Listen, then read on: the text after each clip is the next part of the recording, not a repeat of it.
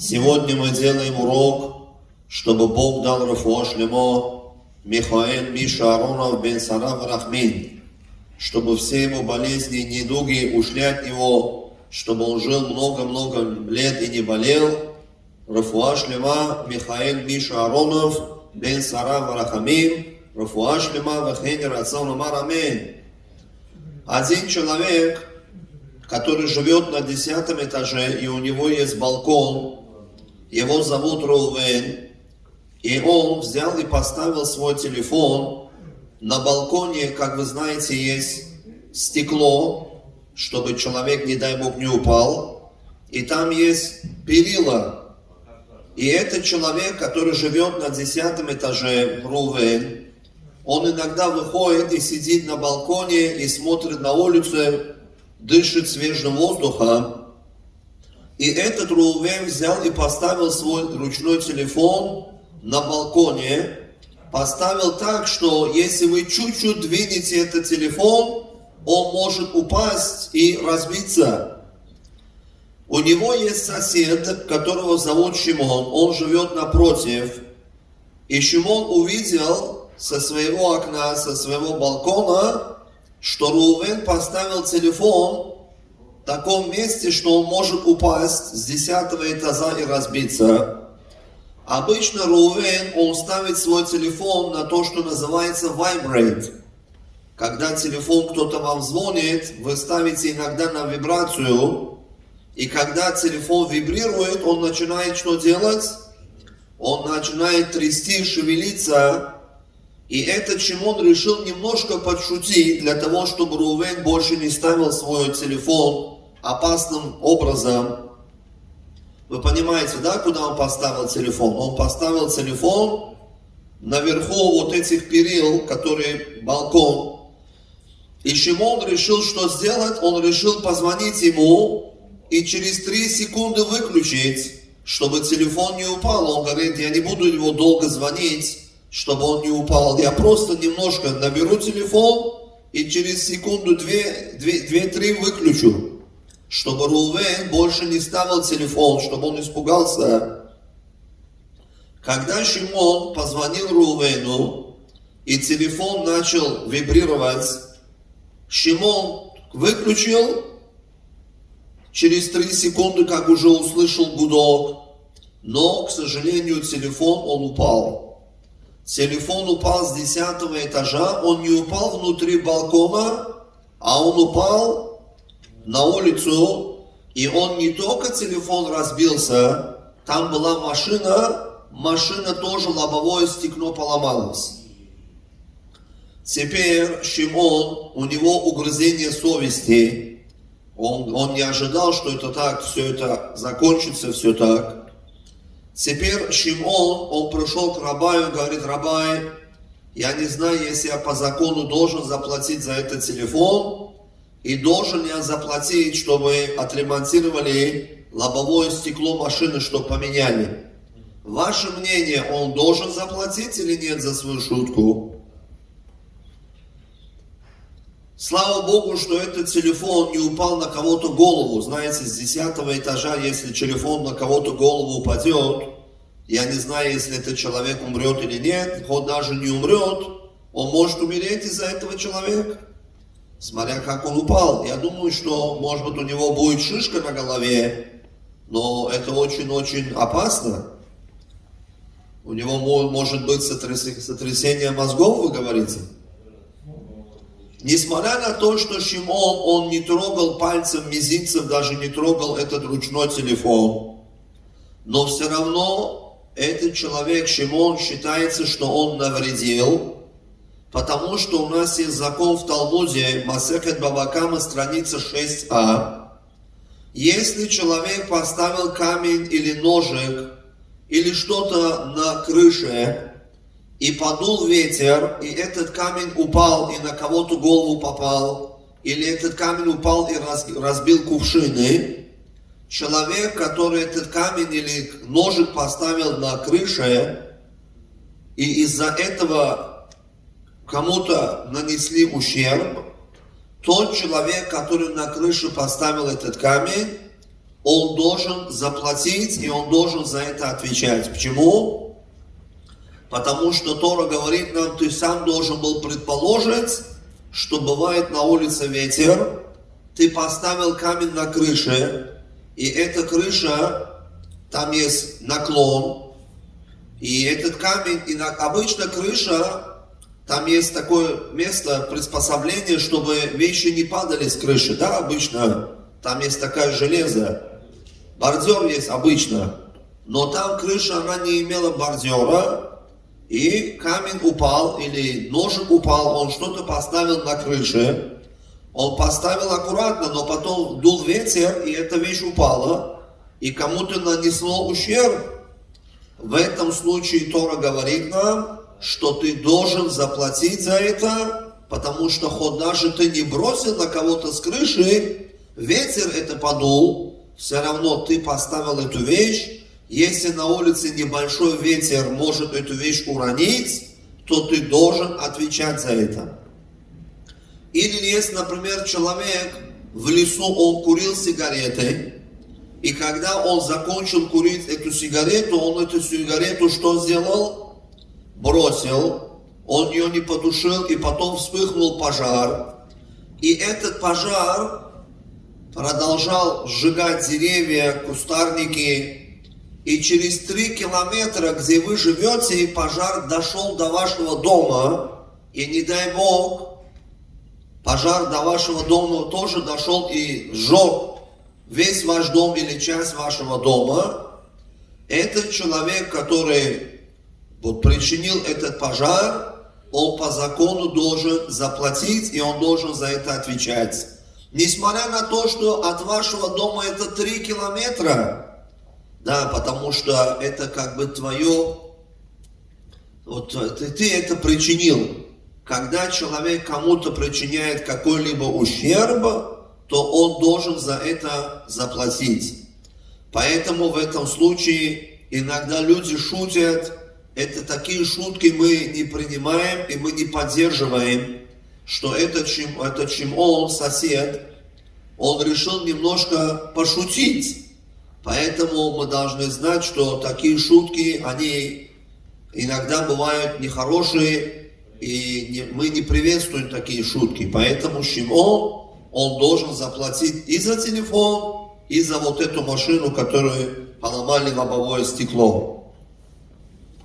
Недавно мы с вами справляли праздник Лаг Баомер. Напомню, Лаг Баомер это по-еврейски 18 ияра. 2000 лет тому назад скончался великий рабай, которого звали Раби Шимон бар Йохай. Он не был рабай, он был Тана. Тана это титул 1,000,000 раз больше, чем рабай. Раби Шимон бар Йохай, сколько его хвалим, он заслуживает намного больше, какой он был святой человек. Я был у его могилы, он похоронен в Израиле, называется место Мерон. Он и его сын похоронены рядом. И там каждый день люди приходят, молятся, они Богу молятся, чтобы его заслуги помогли. Но когда наступает 18 ияр, это 33-й день Омера, это называется Лаг Баомер. На иврите Лаг переводится 33. Лаг, Л это 30, Г это 3. Поэтому, если кто-то спросит, как переводится слово Лаг Баомер, Лаг переводится 33. Мы считаем с Песаха до Шавуота 49 дней. И на 33-й день, это день, когда скончался Раби Шимон бар Йохай. И поэтому мы радуемся, что такой человек, он столько нам сделал полезного, и он оставил нам книги, Зоар ха-Кадош. Почему мы радуемся? Мы не радуемся, что он умер, не дай Бог. Потому что мы радуемся, смотри, оказывается, человек, каких высот он может достичь.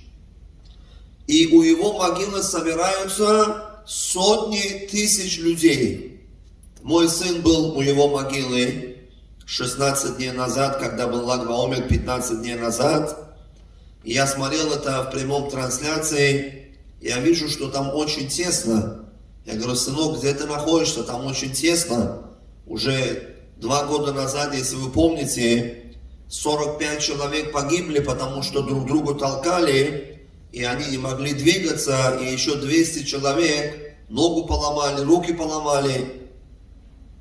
Значит, когда приходит день, как скончался Раби Шимон бар Йохай, по всему миру евреи радуются, танцуют, и у нас в синагоге тоже во дворе делали костер. Мы принимали участие, да? Малорошин, вы были в тот день здесь? Вы не были, потому что в трауре. Борис, вы были здесь, да? Праздник Лаг Баомер. Я не помню, кто был, кто не был, но у нас во дворе тоже делали костер.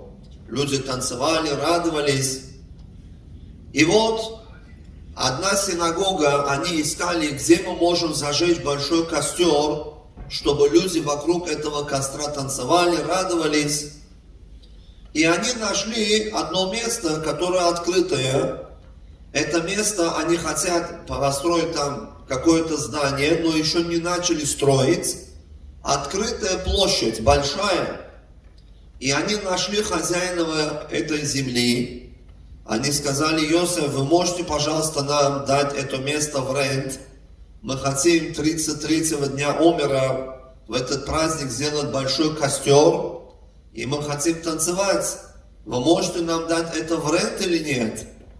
Сколько вы думаете, он их попросил, чтобы они заплатили за это место? Они сказали: я хочу, чтобы вы мне дали за это 3000 шекелей. Это примерно $1000 за одну ночь, чтобы люди танцевали. Им надо место. Потом надо почистить, убрать все то, что пепел там, или люди кушают конфеты. Надо подмести, убраться там.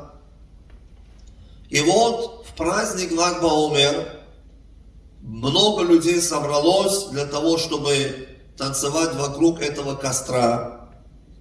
Они сделали большой-большой костер, но они его еще не успели зажечь. Поставили доски, будет большой-большой костер. Не успели они зажечь, вдруг пришли пожарники. Они говорят: мы должны этот костер убрать и разобрать. Почему? Мы же хотим радоваться. Пожарники говорят: сегодня очень сильный ветер на улице. Мы не хотим, чтобы этот костер причинил пожар, поэтому мы никому не разрешаем делать никакие костры. Мы даем вам приказ, чтобы вы убрали этот костер, никакие костры сегодня разжигать не будете. У людей настроение упало, и они разобрали этот костер, потому что не разрешают пожарники. Теперь эти люди пришли к хозяину этого места, где он $1000 забрал, и они говорят: верни нам наши деньги, потому что мы костер не смогли сделать, мы не смогли танцевать, поэтому ты должен нам деньги вернуть. А он говорит: какая мне разница, я не виноват. Вы меня попросили, чтобы я вам дал место. Вы мне сказали, что вы хотите там танцевать, костры делать, радоваться. То, что вас остановили пожарники, мне какое дело? Как вы думаете, он должен $1000 вернуть или не должен возвращать? Гемара говорит нам, Иерусалимский Талмуд Масехет Гитин, что один человек хотел пересечь реку, но иногда редко бывает, что река засыхает, правильно? Как называется река, которая засохла? Сырдарья, Амударья, как это называется? Малорошель? Аральское море. Оно высохло полностью или большинство? Да. Значит, очень редко бывает, что озеро может высохнуть, но это берет годы, чтобы это высохло, правильно? Это за одну ночь не происходит же. Я не знаю, почему так написано в Талмуде, что один человек хотел пересечь реку, и он у одного человека взял в рент лодку. Он говорит: сколько ты хочешь, чтобы я заплатил за рент лодку? Я хочу кататься с семьей на лодке. Он говорит: дай мне $100 за один день. Теперь этот человек заплатил за лодку, но что случилось, что эта река полностью высохла, и он не смог использовать эту лодку. Теперь он просит, чтобы вернули ему деньги. Он говорит, возьми свою лодку и давай мои деньги обратно. А он говорит, мне какая разница? Может быть, ты хотел в другое место пойти плыть. Я тебе лодку дал. Как вы думаете, хозяин лодки должен ему деньги вернуть?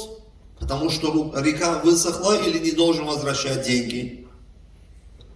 Талмуд говорит нам, я, говорит, тебе дал лодку, я не виноват, что эта река или озеро высохло. Поэтому он деньги в этом случае не обязан возвращать.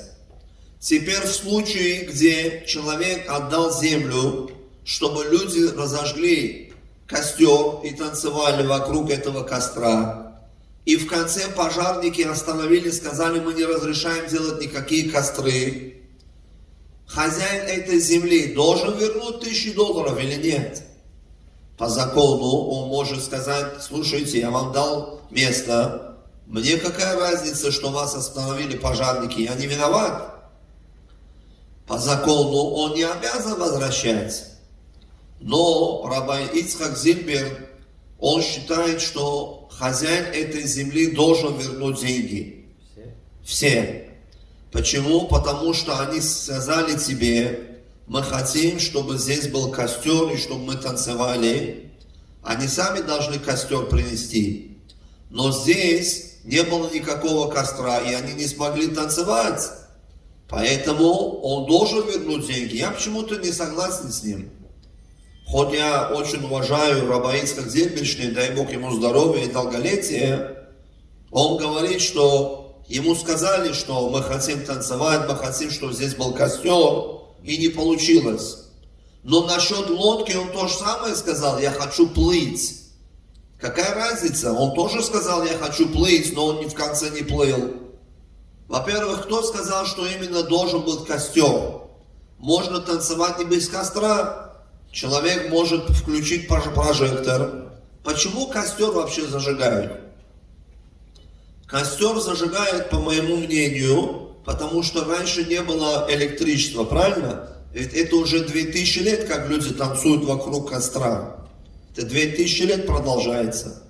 Раньше было темно, не было электричества. Электричество когда появилось? 125-150 лет назад. А это 2000 лет. Люди же не будут в темноте танцевать.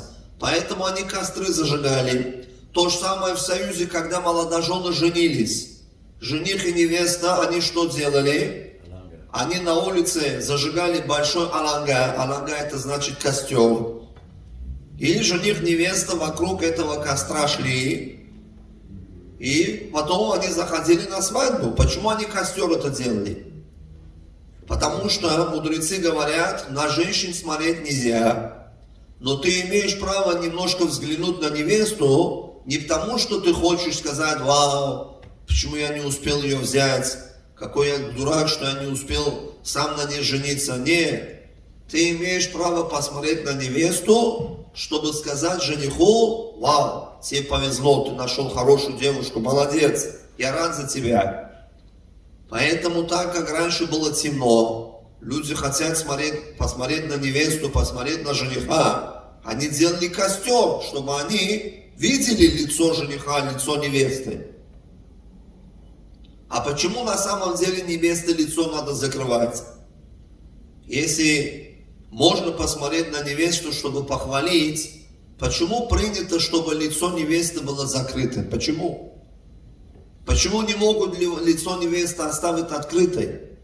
Когда папа, мама девушку завозят под хупу, ее лицо невесты закрыто, потом жених поднимает фату, обратно покрывает, заводит под хупу, только когда он ей кольцо дает, он обратно должен взглянуть на ее лицо, что это именно она, и ее не подменили. Потому что Яаков Авину, когда женился, его невесту поменяли. А почему до этого невеста должна лицо покрыть? Вы можете мне ответить на этот вопрос?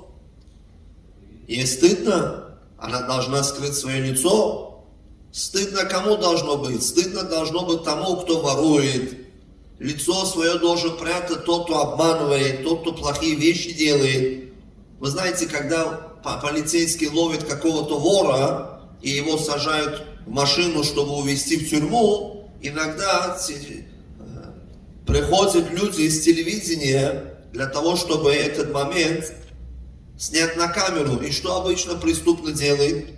Он лицо свое прячет, опускает, потому что не хотят, чтобы его лицо видели. Ему стыдно. А почему невеста должна прятать свое лицо? Есть на это причины. И мы когда-нибудь это прочитаем вам.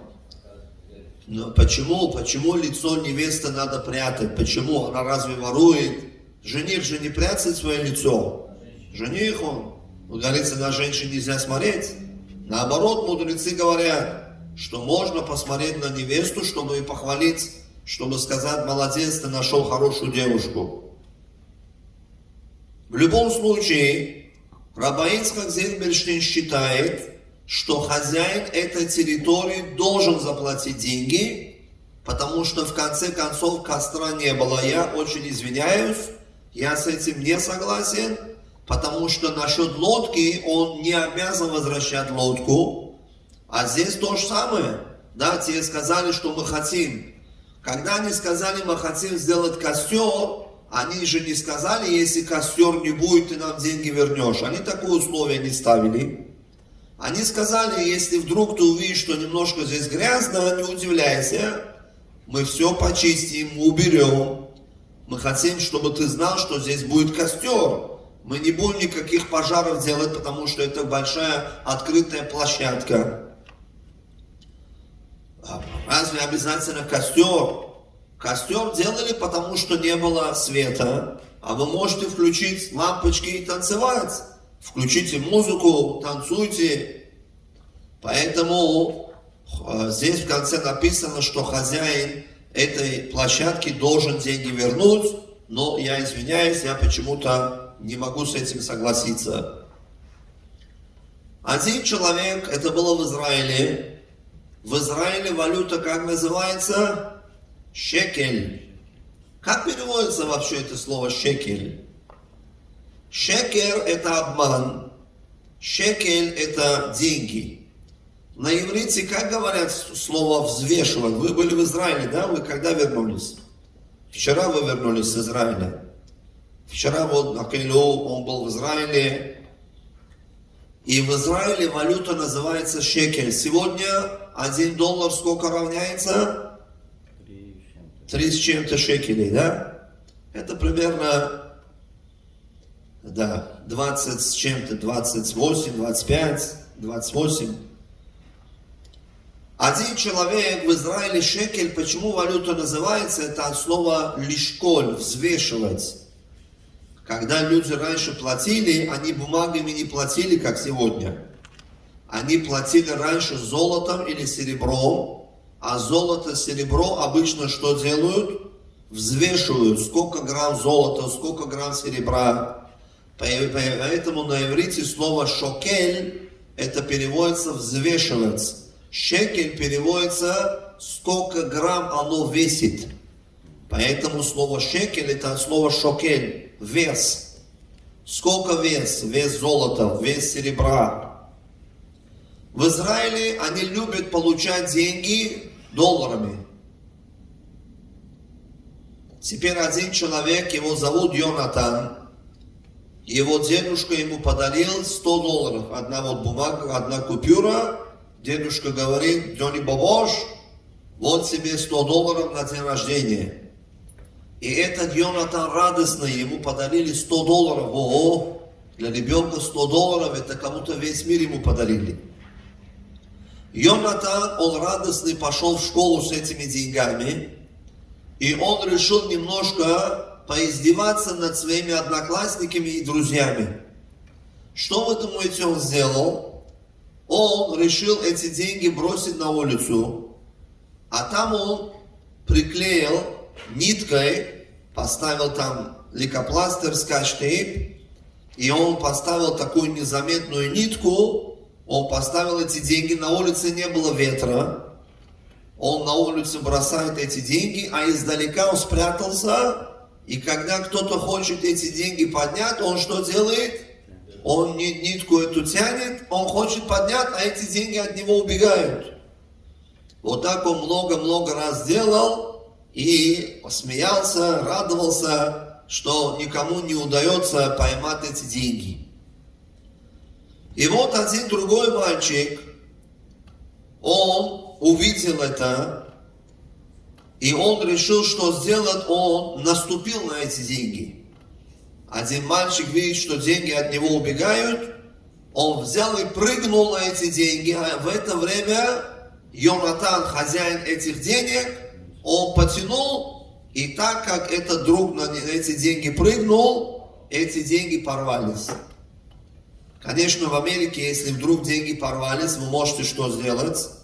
Приклеить, сдать в банк, и они вам дадут другую купюру, а потом банк эти деньги дает государству, чтобы они этот номер, тираж этих валют списали, и его как бы убрали, и вместо этого напечатали другие деньги. Когда деньги, они портятся, вот, например, один человек, он деньги взял, похоронил, и потом, что случилось, через 2-3 месяца он деньги вынес, а эти деньги уже приклеились друг к другу. Я знаю такие ситуации, где люди рассказывали, вот, один человек в Ташкенте, вот так он 60 тысяч рублей. 60 тысяч рублей, сколько домов можно было купить на эти деньги? Минимум 4-5 домов можно было купить. Этого человека я хорошо знал, он прожил 98 лет.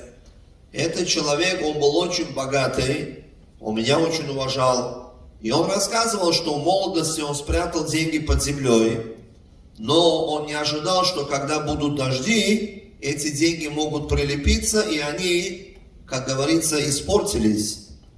И потом он пришел к директору Госбанка, был такой человек, Рахмак Дамоши Даниэль Гудаев, Даниил Михайлович. Он сказал: Даниэль, я вам дам половину денег, даже если надо. Надо, чтобы поменяли. И потом Даниэль сказал: 1% банку дашь, и я поменяю тебе эти деньги.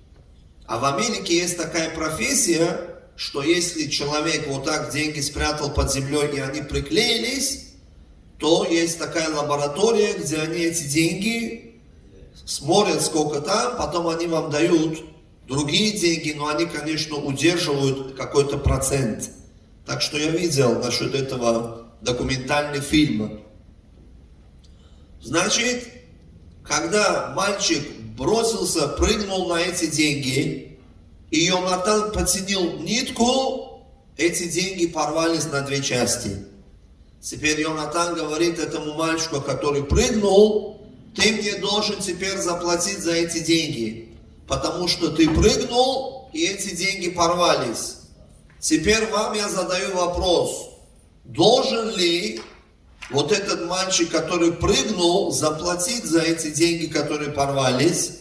Или Йонатан сам виноват, что он вот так игрался и издевался, и он должен был предположить, что это может произойти, не так ли? Йонатан должен был принять во внимание, что когда люди бегают за деньгами, кто-то может прыгнуть, и эти деньги могут порваться. Но он решил поиздеваться. И мало того, он может не успеть потянуть нитку, кто-то может эти деньги взять, порвать нитку и сказать: извини, я эти деньги нашел, я тебе не дам. Он может сказать? Может сказать. Значит, написано мудрец, которого звали Рош. Это написано в книге его сына Тур, Хошем Мишпах, глава 421. 2 человека, которые нерелигиозные, они решили сделать борьбу. 2 людей решили сделать борьбу, состязание, сражаться. И один другого уронил, и когда он его бросил на землю, его рука поломалась, того, кто упал. Теперь тот, кто его уронил, должен за гипс заплатить или не должен платить? Они решили драться, посмотреть, кто храбрый, кто сильный. И один другого повалил на землю, и когда он его повалил, он его руку поломал. Теперь тот, кто упал и поломал свою руку, говорит, ты должен заплатить за то, что я сегодня не могу работать, ты должен заплатить за то, что я гипс должен сделать. Вот, Борис, вы сами через это прошли. Сколько вы несли этот гипс? Вы упали. Вы упали. 2-3 месяца вы мучились, и до сих пор у вас рука болит. Это очень и очень больно. Теперь, когда человек кого-то уронил на землю, и его рука поломалась, он за это не обязан платить. Почему? Когда ты согласился, что ты хочешь с ним драться, вы просто решили, знаете, бороться. Вы не враги друг другу, просто вы хотите посмотреть, кто сильный. Ты его руку поломал, ты не обязан платить, потому что ты знал, когда люди борются, они не целуются, они не обнимаются, они друг друга бьют. То же самое, когда Йонатан игрался, и он приклеил на эти деньги эту нитку, он знал, что деньги могут порваться, поэтому вот этот мальчик, который прыгнул на эти деньги, он не обязан платить, и Йонатан, он сам виноват, что он так поступил. Всем вам хорошего дня. Барух Адонай леолам. Амин ва амин.